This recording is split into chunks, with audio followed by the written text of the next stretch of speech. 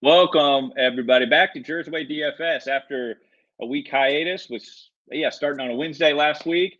Welcome back to this Wednesday, February 2nd. I'm super excited. We have Scott Holdred. Scott, thanks for joining. Thanks for coming on.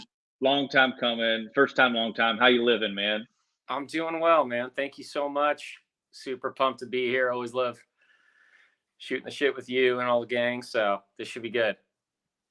So for those that don't know, Scott is super talented at what he does, but you're kind of like the man of mystery on Twitter. You got like you're a handsome dude. You got the hair. The hair is looking strong, and you've thrown out you get a great pick. So why don't you give the people what they want and tell a little bit about who is this guy, Scott? Now, who are you? Ooh. I'm just a guy trying to get Brian Kirshner to like my tweets, to be honest. Yeah. So I think we're all that guy. Just been lucky to get in this little Twitter golf community, which has been like such a cool, fun thing, especially during the pandemic. It was like kind of a saving grace in a lot of ways. But I'm just a guy, late 30s, trying to make money betting on way better golfers than me. Yeah. And you're out in San Francisco, right? Yeah, I'm just in the East Bay now, so like Oakland. Okay. I was based in San Francisco forever, and then now I'm in the East Bay, as they call it. Yeah, they do call it that. Well, and you were saying that you might go to because you're not too far away from Pebble, so you might get up there maybe this weekend. Yeah. My good buddy Josh Parrish is absolute legendary caddy down there, and he's going to be caddying in it. He's going to be in the Tom Lehman group, and Leicester. Yeah. Don't call it a comeback. Yeah, well, we won't. Yeah. So I'm starting Cantlay and Lehman, and that's their lock. Yeah. So I'm going to go see him, and kind of the pro move is to go. I mean, if you haven't seen Pebble, you should go see it. But if you're going to the event, it's really cool to go. Spyglass is absolutely nuts if you're into golf architecture, or just you get better access to and not as crowded. So I'm going to go check that out, and should be a good time. Should be a great time. A good time will be had by all. Well, I know you're kind of a music guy, and I want to get your opinion. Is the Grateful Dead the best band to come out of San Francisco? No, they're atrocious. Absolute garbage. I was looking it up because I was like trying to see if any of my favorite bands are come from San Francisco, and unfortunately not. But surprisingly to know that CCR is from San Francisco. I always thought they were like from the South or something. Yeah, Fogarty kind of tries to lean into that. He's actually from like kind of the Valley, I think like Stockton or something, which is not even close to San Francisco. But he kind of also, I think Sam Elliott, who has this like total cowboy image, it's like that guy's from Stockton or something. Yeah. But yeah, the Dead, don't get me started. Get started on them. Oh, it's so bad. It's just sarcastic. It's lazy songwriting. It's lazy music. It's just, I can't do it. Yeah. And I will die on that hill for that. Yeah.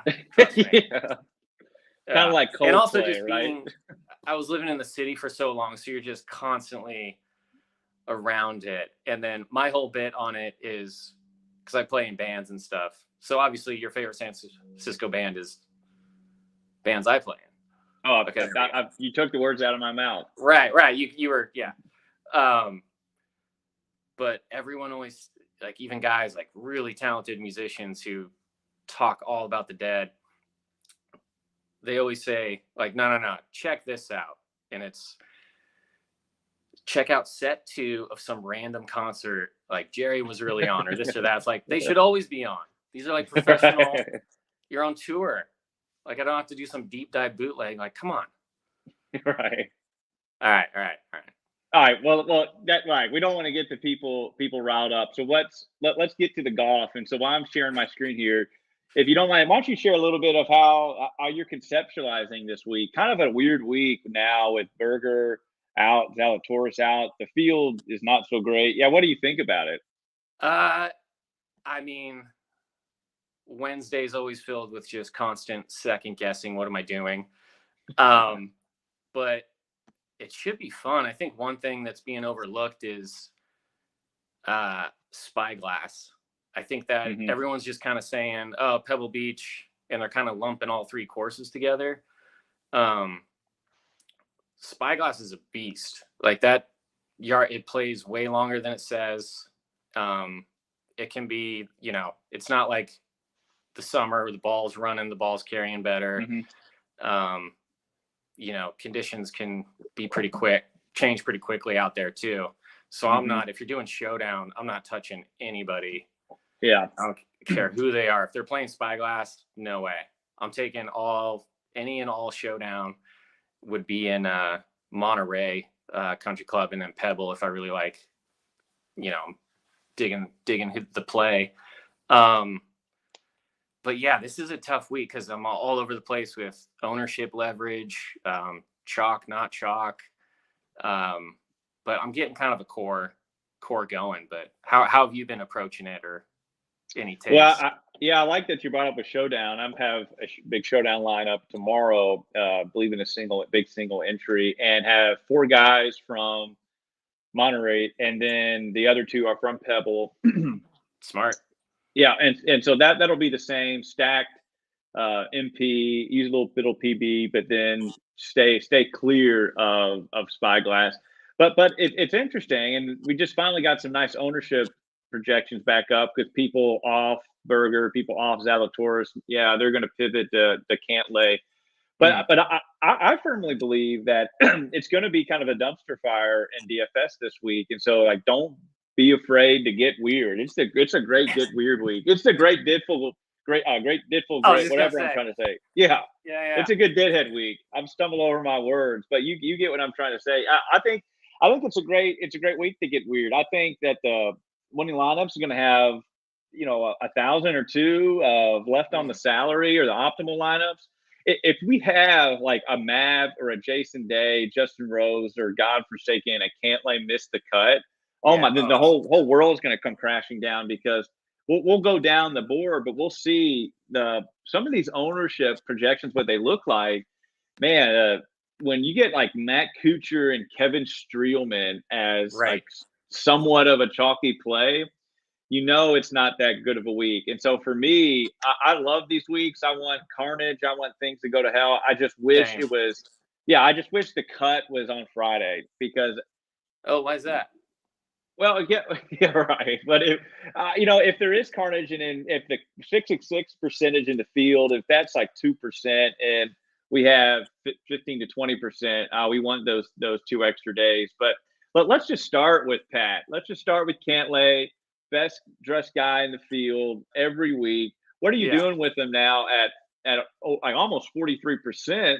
I'm just looking at that with Zal and Berger. 43. Yeah, what are you? Are you overweight, underweight, fading? What are you doing with Cantlay? I'm underweight, but yeah, definitely. I mean, especially now with no Willie Z, no Berger. Spieth is now. I'm looking at the same screen. It's like 15%. I think, I'll definitely put him in there, but also pair it with sort of a get weird lineup, a lot of laymen. No. And Evan, I think you're right. I think it is a fish week. Speaking of fish. Evan, careful. But yeah, and so if I already made my player pool, obviously I tweeted it out. And if I knew Cantlay, I thought obviously knew Berger would withdraw if I had that hindsight. But if I knew Cantlay was going to be 42%, I would have likely faded him totally. And that's not because I think he's going to play bad or anything. He's likely going to play well, likely top 5, likely win. But everyone knows I'm a big leverage guy, and so I'm willing to ruin my week if Cantlay finishes top 5 just for the opportunity of the leverage. Because I know you're very similar, and so we're we're not week to week thinkers. We're like long term, and the more opportunities we take on and the possible leverage, the better. But he is in my player pool. I have a good chunk of them around, over 25%, but that's underweight to this. I didn't like Berger really anyway. Part of the injury, kind of concerns. But what about Jordan Spieth? Now he's 15%, which isn't, that's kind of a lot for Spieth, who's playing not that great. What are you doing with J-Bone Capone? I'm actually, early in the week after watching him, I mean, the Farmers wasn't really setting up well for him anyway, especially, working on the game he is. But I think I'm more into it now because I think the first course he plays is Monterey with Ryan Palmer. Mm-hmm. And I don't know. I just think that's a great start. He couldn't really, something can click. And that's kind of how he is. He makes a par save. Next thing you know, he goes on a 4 birdie run. But I think him starting Monterey changed my mind and got me way more on Spieth. How about you? You playing him or fade him? See, I'm totally fading. So let me tell you about Spieth. So me too. Yeah. Well, so there's 156 golfers that have strokes gained metric, like data that we can dissect this week. Jordan Spieth ranks near the last in almost every key metric. And so not last, but near the last. To give you an example, just remember the name, remember the number 156. Spieth is 144 in green and regulations gained. He's 134th in proximity from 100 to 125. He's 129th in ball striking, heating up. He's getting better. Okay. And then he's 146 in fairways gained. I don't think I've ever seen a 10K golfer at 15% be near the last in every strokes gained metric. And so, Spieth can turn it on with the switch. He's wily, but gosh, I don't know, man. That's kind of scary. This was similar to, I think, Matthew Wolff the last couple of weeks. I couldn't resist it, and I still played it, even though all his numbers were just kind of like telling me one thing, but just fall in love with the name. Yeah. But yeah, I think you're right. I'll put in Kevin Stadler. Yeah, there you go. Pivot to the statty. Okay. Pivot to big statty. Yeah. So then let's move down. So then we have some really chalky guys that if you get this range right, then you're likely, you're already going to do well. But the key to win a GPP is maybe getting this range right. And that's Jason Day, McNeely, Rose. We'll throw the triangle in there too. Yeah. Day coming in the highest. Oh, actually, Mav is no surprise. But Day, excellent course history. Mav, good course history. Justin, I think this is his first time playing in a long time. What are you doing with these 4 guys? I'm fading McNeely. I like that. I kind of like Tringali. I think that's a good play. Day, I don't know. I'm getting it. I'm going for it. I think this is, I go back and forth with kind of course history and course fit, but Day here for some reason on, 3 courses, different courses, that just blows my mind. Something works. Like but Rose, I'm not 100% sold on it here. I think in the next couple weeks at some other tournaments for sure. But it's a lot of this range is very recent, all the recency bias. Day showing signs, Rose showing signs. Tringali, though, I think is kind of my play here. Yeah, I like that. Day just feels like a trap spot, and I'm guilty. I'm following into the trap. I have Day. It's just hard to resist.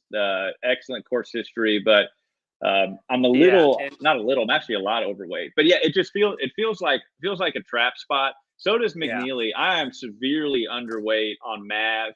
This is one of those classics that he's on my betting card to bet him outright, but DFS it just does not make sense. And I kind of wrote this on Rotoballer's pivots. So yeah, Maverick McNealy's last 2 starts, he has 2 top 5s. From the area, if you're really interested, Google Maverick McNealy's house on the property at Pebble Beach, and you'll just be blown away. There's like a hockey rink, and there's a small little golf hole. It's just crazy. Yeah, but like so. McNealy finished 30th last week. I mean, that was pretty good at Torrey, but he actually struggled a lot. He lost strokes on approach, didn't do all that well tee to green.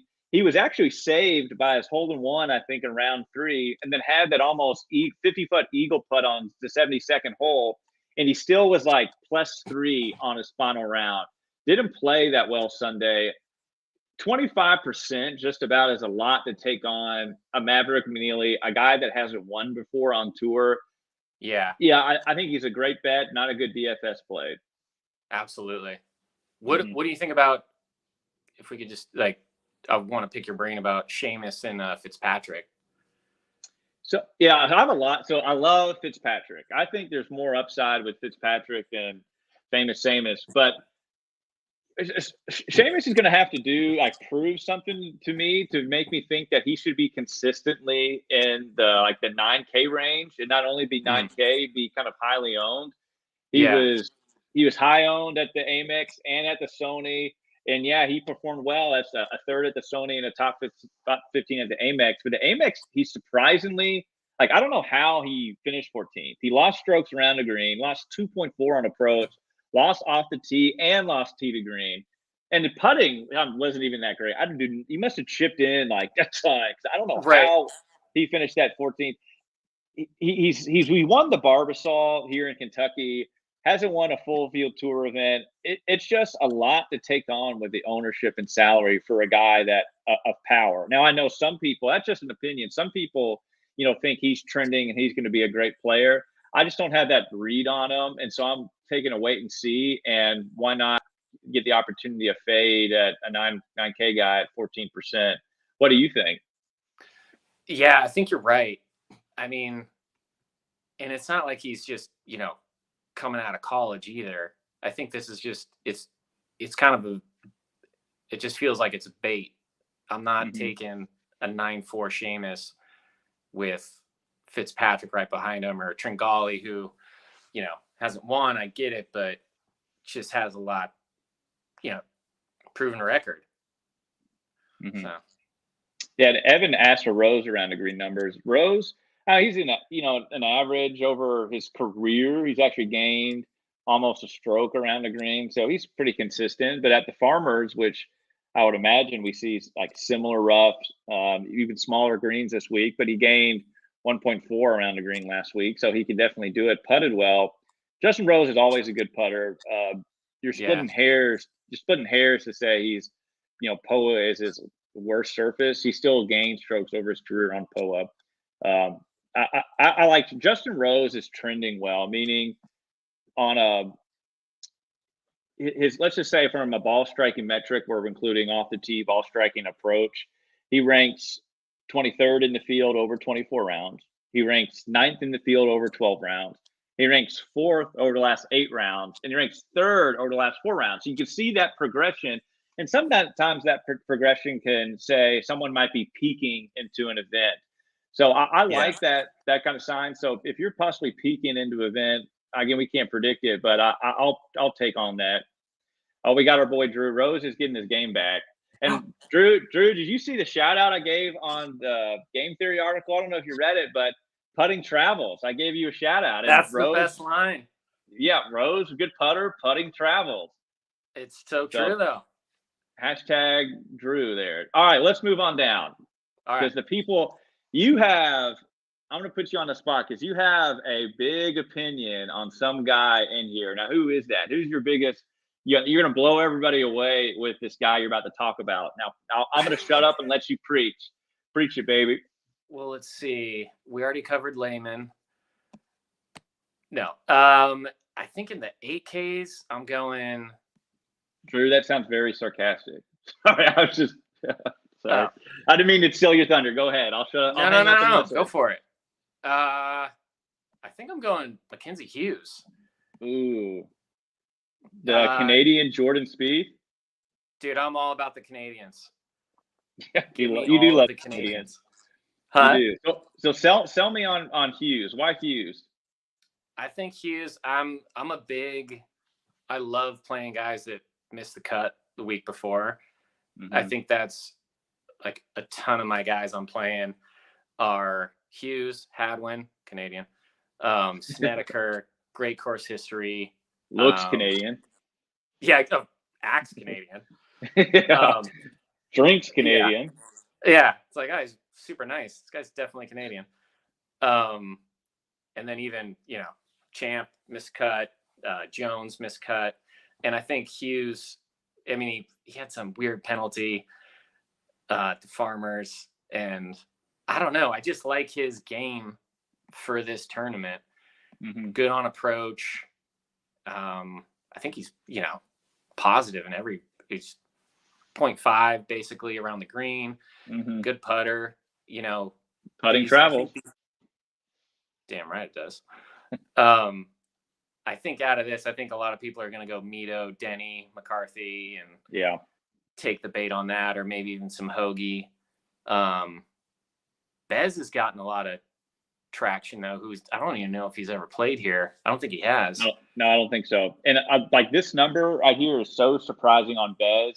It's why he is my highest owned guy in my player pool at near 65%. It's because right now he's only projected at 11.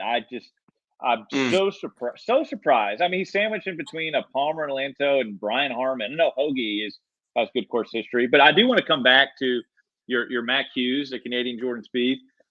At the RSM Classic, I cannot believe he didn't win. Gained 6.3 on approach, 9.4 tee to green. Then had a couple months off for the Christmas break. Went back to Canada. Then played in the Farmers, missed the cut. Didn't play horrible. We didn't see the normal Mac Hughes. Threw the rust off. He's back in the grind. I like a big bounce back spot from the Hugester. But I am so shocked. Coming back to the Bez, so shocked that Christian Bezadennud is only 11%. Yeah. Yeah. I'm going to pull up. So speaking of trending, just like we want to find golfers that are peaking into an event. Last 24 rounds and those same ball striking metrics, Bez was 19th, 12th, he was 6th, and he's been 6th all the way up. That's 6th in the field in some ball striking metrics. And we don't usually see that from Bez. What Bez is known for is an excellent putter. Yeah. Excellent around the green. And he can do well on approach. But over his career, his last 5 tournaments has been strong. But over his career, he's just been an okay guy, tee to green and off the tee. But man, at the Farmers, it was impressive. 4.4 strokes tee to green. The last time he did that, outside of the Sony was never. So he's playing the best. This here at the Sony, he's playing the best tee to green that he ever has. He's gained strokes on approach in 3 straight tournaments. He finished 46 at the Farmers, but he actually lost strokes putting. Over the career, Bez has gained strokes putting, and he has a limit. And some people say, he might not be a good putting or might not be a good putter on POA.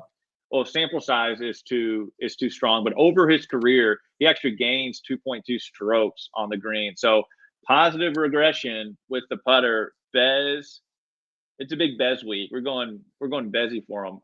I like that. Okay. I wasn't expecting the big going all in on Bez, but I totally agree. There it is. We're changing minds out here. We're like, you mentioned you wanted your mind blown, and now we're going. Yeah, I'm gonna love the Grateful Dead by the end of this if you keep going.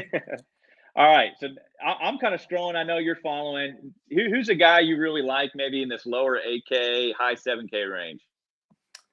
High 7. Well, 8K, I'm going Matt Jones again. Miscut. Matt Jones. Yeah. I hope somebody got that. Okay. We have any 2000 hip hop fans in here? Oh, sorry, man. I just blew that. I know it got over your head. I see you Californian, don't know nothing about anyway. Easy. I know everyone's going to Glover, but I'm going probably nearly nowhere. Yeah, exactly. I'm probably going some Russell Knox, Matt Jones. I'm not touching Hoffman. No Denny. Yeah, I think my play is going to be Jones and Knox. I What do you was think? surprised.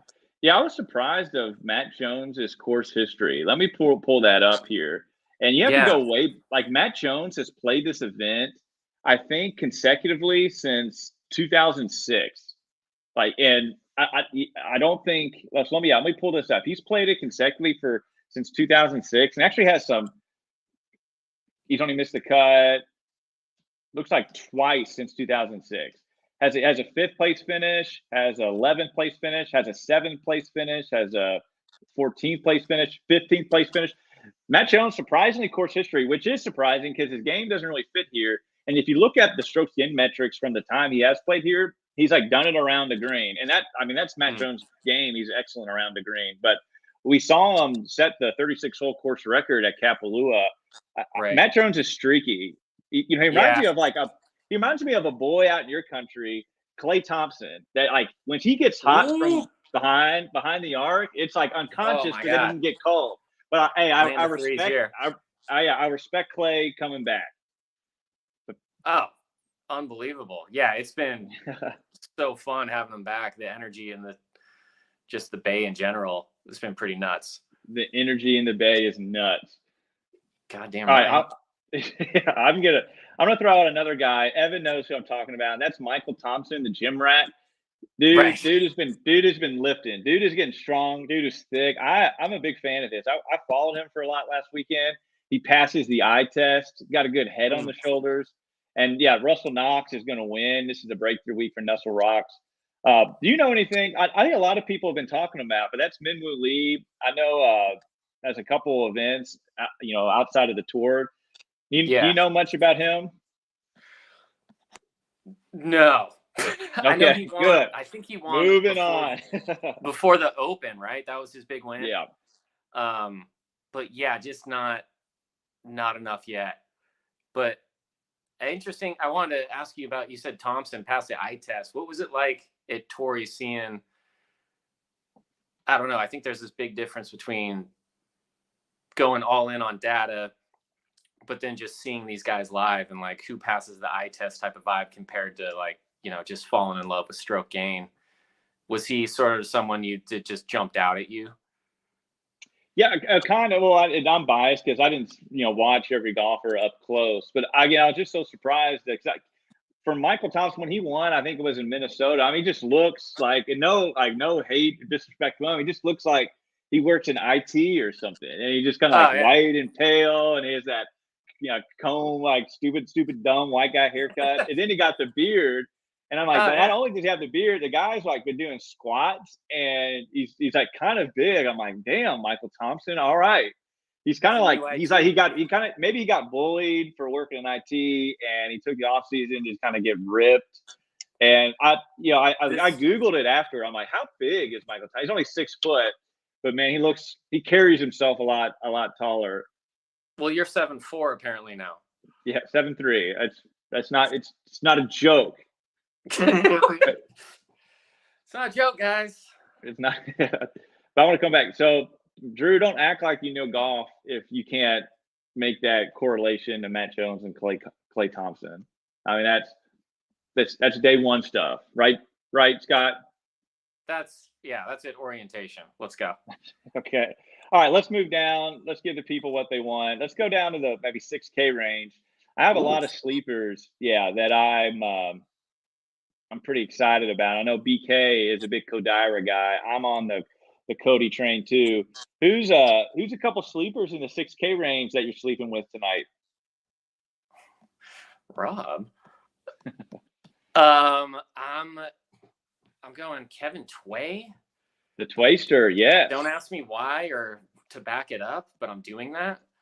I'm also going some Paul Barjon. Yeah. I've been on him the last, I don't know, few weeks, and I think anything in the 6K is either just going to be pick a couple stats you want to focus on and go to it. I got to go some Luke Donald for our boy Byron up in South Africa. That's our dude. Mm-hmm. And then there's been some like weird chatter. Jim Knoss, Knous, no idea.